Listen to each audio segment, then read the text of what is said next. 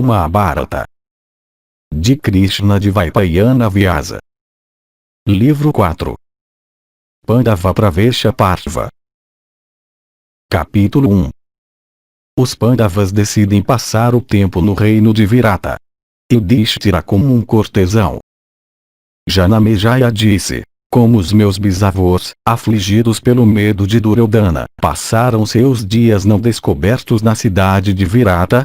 E, ó Brahman, como a altamente abençoada Draupadi, tomada pela aflição, devotada aos seus maridos, e sempre adorando a divindade, passou seus dias não reconhecida. Vaisampayana disse: ouve, ó Senhor de homens, como os teus avós passaram o período de não reconhecimento na cidade de Virata. Tendo dessa maneira obtido as bênçãos do Deus da Justiça, aquele melhor dos homens virtuosos, Yudhishthira, voltou ao retiro e relatou para os Brahmanes tudo o que tinha acontecido. E tendo contado tudo a eles, Yudhishthira devolveu àquele Brahmane regenerado, que o tinha acompanhado, o bastão de bater manteiga e os bastões de fogo que ele tinha perdido. E, ó Bharata, o filho do Deus da Justiça, o nobre Yudhishthira de alma elevada, então reuniu todos os seus irmãos mais novos e se dirigiu a eles, dizendo: exilados do nosso reino, nós passamos 12 anos.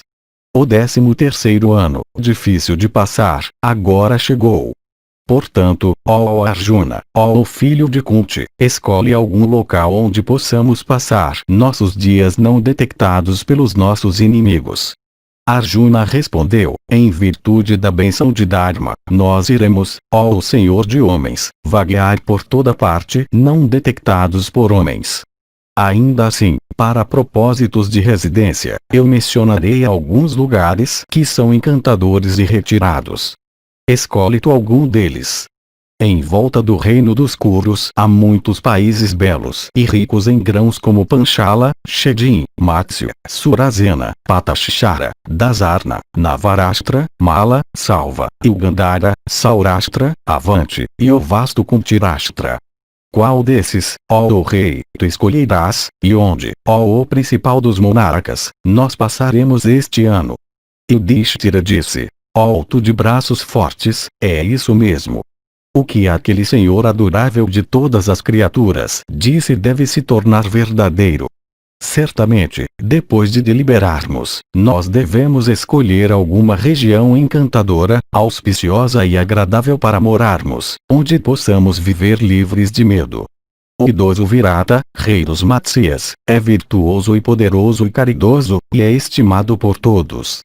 E ele é também afeiçoado aos Pandavas. Na própria cidade de Virata, ó filhos, ó Bharatas, nós passaremos este ano, entrando em seu serviço. Digam-me, ó filhos da linhagem Kuru, com quais capacidades vocês se apresentarão individualmente perante o rei dos Matsyas? Arjuna disse: ó Deus entre homens, que serviço tu aceitarás no reino de Virata?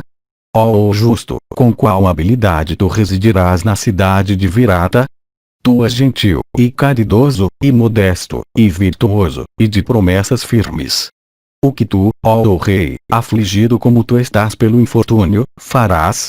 O rei é qualificado para suportar incômodo como uma pessoa comum. Como tu superarás este grande infortúnio que te alcançou? Yudhishthira respondeu: ó filhos da tribo Kuru, ó touros entre homens, ouçam o que eu farei ao aparecer perante o rei Virata. Apresentando-me como um Brahmane de nome Kamka, habilidoso com os dados e viciado em jogo, eu me tornarei um cortesão daquele rei de grande alma. E movendo sobre tabuleiros de xadrez peões belos feitos de marfim, de cores azul e amarela e vermelha e branca, por meio de arremessos de dados pretos e vermelhos, eu entreterei o rei com seus cortesãos e amigos. E enquanto eu continuar a assim deleitar o rei, ninguém conseguirá me descobrir. E o monarca me perguntará, e eu direi: antigamente eu era o amigo do peito de Yudhishthira. Eu digo a vocês que é assim que eu passarei os meus dias, na cidade de Virata. Que ofício tu, ó Vrikudara, ocuparás na cidade de Virata? Brahmavadini, Nilakanta explica isso como Krishna Kirtana Zila. Capítulo 2. Bhima será um cozinheiro. Arjuna um eunuco. Bhima disse: eu pretendo me apresentar perante o senhor de Virata como um cozinheiro portando o nome de Vallabha.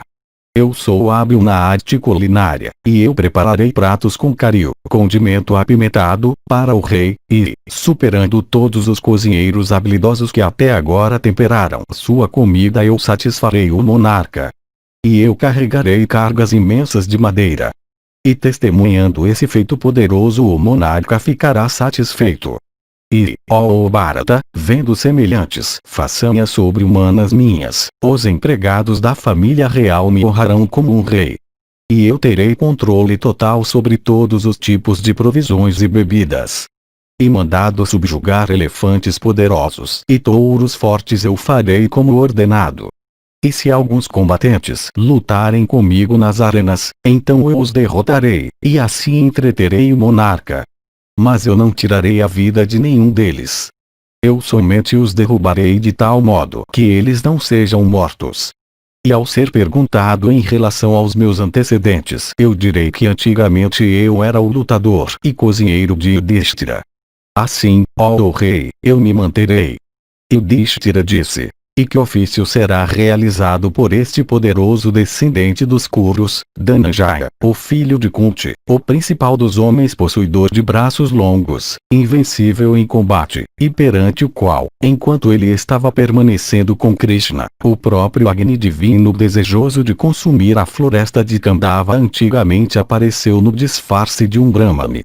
Que ofício será realizado por este melhor dos guerreiros, Arjuna, que foi para aquela floresta e gratificou o Agni, derrotando em um único carro e matando nagas e rakshasas enormes, e que se casou com a irmã do próprio Vasuki, o rei dos nagas.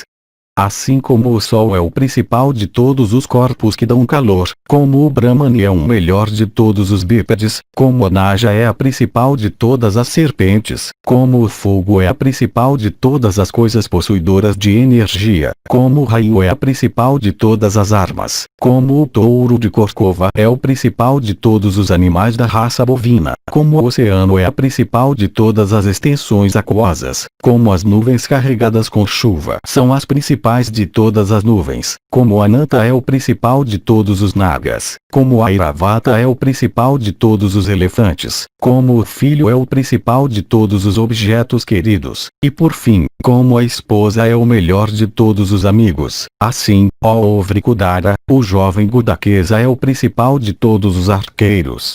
E, ó Bharata, que ofício será realizado por Vibhatsu, o manejador do Gandiva, cujo carro é puxado por cavalos brancos e que não é inferior a Indra ou ao próprio Vasudeva?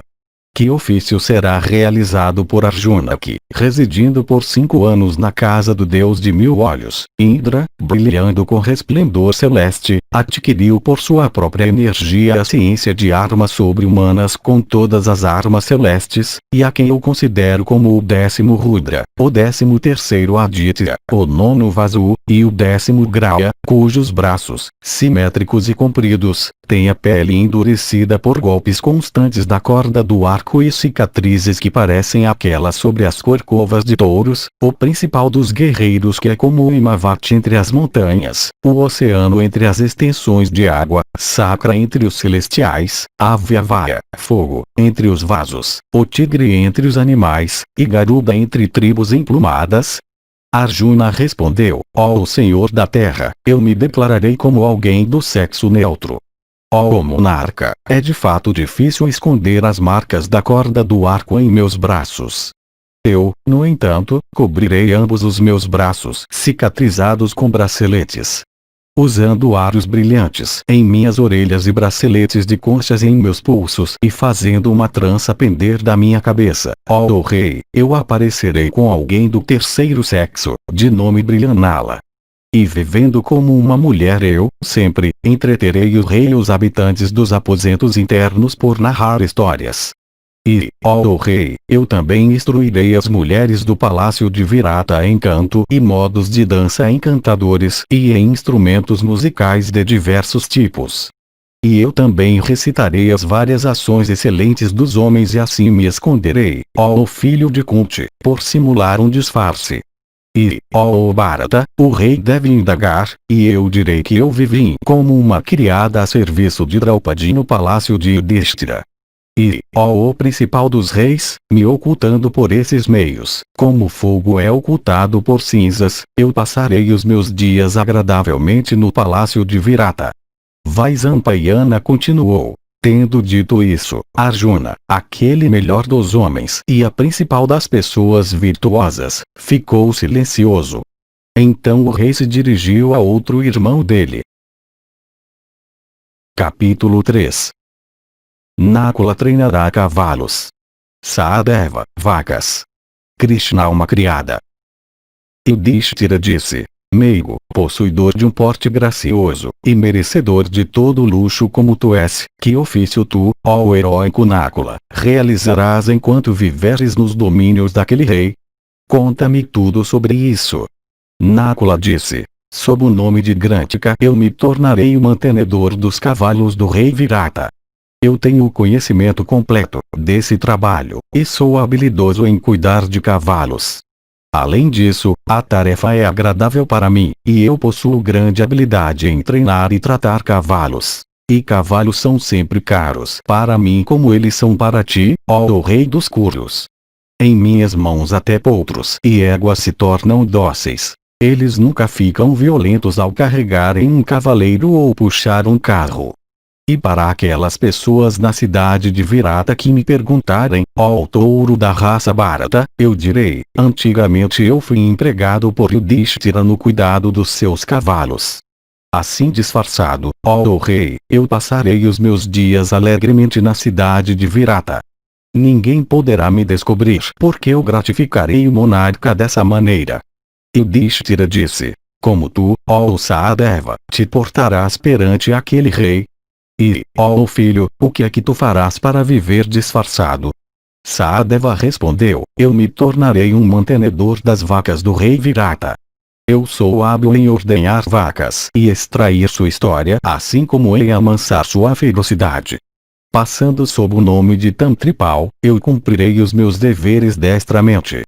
Que a ansiedade do teu coração seja dissipada. Antigamente eu fui frequentemente empregado para cuidar das vacas, e, ó Senhor da Terra, eu tenho o conhecimento específico desse trabalho. E, ó monarca, eu sou bem familiarizado com a natureza das vacas, como também com seus sinais auspiciosos e outras questões relativas a elas. Eu posso também distinguir touros com marcas propícias, o perfume de cuja urina pode fazer até a estéril gerar filhotes. Assim mesmo eu viverei, e eu sempre me alegro com trabalho desse tipo. De fato, ninguém então poderá me reconhecer, e eu, além disso, satisfarei o monarca. Yudhishthira disse: esta é nossa esposa amada, mais preciosa para nós do que as nossas vidas. Na verdade, ela merece ser estimada por nós como uma mãe, e considerada como uma irmã mais velha. Não familiarizada como ela é com qualquer tipo de trabalho feminino, que ofício Krishna, a filha de Drupada, realizará. Delicada e jovem, ela é uma princesa de grande reputação. Devotada aos seus maridos, e eminentemente virtuosa também, como ela viverá. Desde o seu nascimento ela tem desfrutado somente de guirlandas e perfumes e ornamentos e mantos caros. Draupadi respondeu: há uma classe de pessoas chamadas Sairindris, mulheres artesãs independentes que trabalham nas casas de outras pessoas, que prestam serviços a outros. Outras mulheres, no entanto, que são respeitáveis, não fazem isso. Dessa classe há algumas. Eu me anunciarei como uma Sairindri, habilidosa em enfeitar cabelos. E, ó Bharata, ao ser questionada pelo rei, eu direi que eu servi como criada de Draupadi na casa de Yudhishthira. Eu assim passarei os meus dias disfarçada. E eu servirei a famosa Sudeshna, a esposa do rei. Certamente, me obtendo ela me apreciará, devidamente. Não te aflijas dessa maneira, ó rei. Yudhishthira disse: ó Krishna, tu falaste bem. Mas, ó moça formosa, tu nasceste em uma família respeitável. Casta como tu és, e sempre engajada em cumprir votos virtuosos, tu não sabes o que é pecado. Portanto, te comporta de tal maneira que homens pecaminosos de corações maus não possam ser alegrados por olharem fixamente para ti. Capítulo 4. Instruído sobre como se comportar em frente a um rei. Yudhishthira disse: vocês já disseram que ofícios realizarão respectivamente. Eu também, segundo a capacidade da minha inteligência, disse que ofício eu realizarei. Que o nosso sacerdote, acompanhado por cocheiros e cozinheiros, se dirija à residência de Drupada, e lá mantenha os nossos fogos Agnihotra. E que Indrazena e os outros, levando com eles os carros vazios, procedam rapidamente para Dvaravati. Esse mesmo é o meu desejo. E que todas estas criadas de Draupadi vão para os Panchalas, com nossos cocheiros e cozinheiros. E que todos eles digam: nós não sabemos onde os Pandavas foram, deixando-nos no lago de Dvaitavana. Vaisampayana disse, tendo assim se consultado uns com os outros e dito uns aos outros os ofícios que eles realizariam, os Pandavas procuraram o conselho de Daúnia. E Daúnia também lhes aconselhou nas seguintes palavras, dizendo: ó filhos de Pandu, os arranjos que vocês fizeram com relação aos Brahmanes, seus amigos, carros, armas, e os fogos sagrados, são excelentes. Mas cabe a ti, ó Yudhishthira, e a Arjuna especialmente, tomar providências para a proteção de Draupadi. Ó rei, vocês estão bem familiarizados com o caráter dos homens. Ainda assim, qualquer que possa ser o seu conhecimento, amigos por afeição podem ser permitidos repetir o que já é sabido. Isso mesmo é útil aos interesses eternos de virtude, prazer e lucro. Eu, portanto, lhes falarei algo. Prestem atenção. Morar com o rei é, difícil. Eu lhes direi, ó príncipes, como vocês podem residir na casa real, evitando todas as falhas. Ó Kauravas, honradamente ou não vocês terão que passar este ano no palácio do rei, não reconhecidos por aqueles que os conhecem. Então no 14º ano vocês viverão felizes. Ó filho de Pandu, neste mundo, aquele que nutre e protege todos os seres, o rei, que é uma divindade em uma forma incorporada, é como um grande fogo santificado com todos os mantras. Uma pessoa deve se apresentar perante o rei depois de ter obtido a sua permissão no portão. Ninguém deve manter contato com segredos reais. Nem se deve desejar um assento que outro possa cobiçar. Somente aquele que não, se considerando como um favorito, ocupa o carro do rei, ou carruagem, ou o assento, ou o veículo, ou o elefante, é digno de morar em uma casa real. Somente aquele que não se senta sobre um assento cuja ocupação é calculada para criar alarme nas mentes das pessoas maliciosas é digno de morar em uma casa real. Ninguém deve oferecer conselhos a um rei sem ser solicitado. Prestando homenagem ao rei na hora apropriada, se deve silenciosamente e respeitosamente sentar junto ao rei, pois os reis se ofendem com conversa tola, e degradam conselheiros mentirosos. Uma pessoa sábia não deve fazer amizade com a esposa do rei, nem com os habitantes dos aposentos internos, nem com aqueles que são objetos de desgosto real. Uma pessoa perto do rei deve fazer até as ações mais insignificantes e com o conhecimento do rei. Comportando-se dessa maneira com um soberano, uma pessoa não obtém prejuízo. Mesmo que um indivíduo chegue ao posto mais alto, ele deve, desde que não seja pedido ou mandado, se considerar como nascido cego, com relação à dignidade do rei, pois, ó repressores de inimigos, os soberanos de homens não perdoam nem seus filhos e netos e irmãos quando acontece de eles mexerem com sua dignidade. Reis devem ser servidos com cuidado respeitoso, assim como Agni e outros deuses. E aquele que é desleal com seu soberano sem dúvida é destruído por ele. Renunciando à raiva, e orgulho, e negligência, cabe a um homem seguir a direção indicada pelo monarca. Depois de deliberar cuidadosamente sobre todas as coisas, uma pessoa deve levantar perante o rei aqueles tópicos que são lucrativos e agradáveis. Mas se um assunto for lucrativo sem ser agradável, ele ainda assim deve comunicá-lo, apesar de ele não ser agradável. Cabe a um homem ser bem disposto para com o rei em todos os seus interesses, e não se perder em discursos que sejam igualmente desagradáveis e inúteis. Sempre pensando o rei não gosta de mim, uma pessoa deve banir a negligência, e estar concentrada em ocasionar o que é agradável e vantajoso para ele. Somente aquele que não se desvia do seu lugar, aquele que não é amistoso com aqueles que são hostis ao rei, aquele que não se esforça para fazer mal ao rei, é digno de morar em uma casa real. Um homem erudito deve se sentar ou à direita do rei ou à esquerda. Ele não deve sentar-se atrás dele porque aquele é o lugar designado para guardas armados, e sentar-se à frente dele é sempre proibido. Que ninguém, quando o rei estiver engajado em fazer alguma coisa, em relação aos seus servidores, se adiante empurrando a si mesmo ardorosamente antes dos outros, pois mesmo que o aflito seja muito pobre, tal conduta ainda seria imperdoável.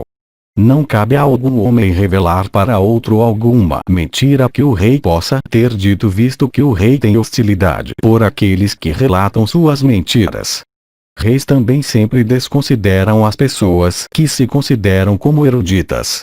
Nenhum homem deve ser orgulhoso pensando eu sou valente, ou eu sou inteligente, mas uma pessoa obtém as boas graças de um rei e desfruta das boas coisas da vida por se comportar de acordo com os desejos do rei. E, ó Bharata, obtendo coisas agradáveis, e riqueza também que é tão difícil de obter, uma pessoa deve sempre fazer o que é lucrativo, assim como agradável para o rei. Que homem que é respeitado pelos sábios pode pensar em fazer injúria para alguém cuja ira é grande obstáculo e cujo favor é produtivo de frutos imensos? Ninguém deve mover seus lábios, braços e coxas, diante do rei. Uma pessoa deve falar e fungar perante o rei somente suavemente.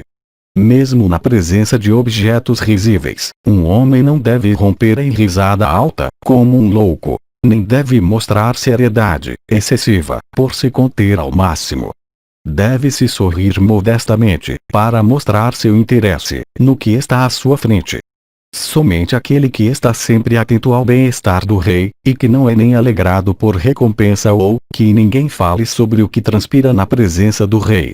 Pois até aqueles que são pobres consideram isso como um grave erro. Ou seja, as ocorrências em relação a um rei às quais alguém testemunha não devem ser divulgadas. Mesmo aqueles que não têm autoridade consideram tal divulgação do que ocorre em relação a eles como um insulto, e, portanto, indesculpável. Nem deprimido por ignomínia é digno de morar em uma casa real. Aquele cortesão erudito que sempre alegra o rei e seu filho com discursos agradáveis consegue residir em uma casa real como um favorito. O cortesão favorito que, tendo perdido o favor real por razão justa, não fala mal do rei, recupera a prosperidade. O homem que serve ao rei ou vive em seus domínios, se sagaz, deve falar em louvor do rei em sua presença e ausência. O cortesão que tenta alcançar seu objetivo por empregar força sobre o rei não pode manter seu lugar muito tempo e incorre também no risco de morte. Ninguém deve, com o propósito de interesse próprio, abrir comunicações com os inimigos do rei. Nem se deve distinguir acima do rei em questões que requerem habilidade e talentos. Somente aquele que é sempre alegre e forte, corajoso e sincero, e gentil, e de sentidos subjugados, e que segue seu mestre como sua sombra, é merecedor de morar em uma casa real. Somente aquele que ao ser incumbido com um trabalho se adianta dizendo, eu farei isso, é digno de viver em uma casa real. Só aquele que ao ser encarregado de uma tarefa, dentro do domínio do rei ou fora dele, nunca teme empreendê-la, é apto para residir em uma casa real. Somente aquele que vivendo longe de sua casa não se lembra dos seus queridos, e que passa por miséria atual, na expectativa de felicidade futura, é digno de morar em uma casa real. uma pessoa não deve se vestir como rei, nem deve se entregar ao riso na presença do rei, nem deve revelar segredos reais. Por agir assim pode-se ganhar favor real. Encarregada de uma tarefa, uma pessoa não deve tocar subornos, pois por meio de tal apropriação ela se torna sujeita aos grilhões ou à morte. Os mantos, ornamentos, carros, e outras coisas às quais o rei possa estar satisfeito em conceder devem sempre ser usados, pois por isso uma pessoa ganha o favor real. Ó filhos, controlando as suas mentes, passem este ano, ó filhos de Pandu, se comportando dessa maneira, recuperando seu próprio reino, que vocês vivam como lhes agradar. Yudhishthira disse: nós fomos bem ensinados por ti. Abençoado sejas tu. Não há ninguém que possa falar assim para nós, salvo a nossa mãe contividura de grande sabedoria.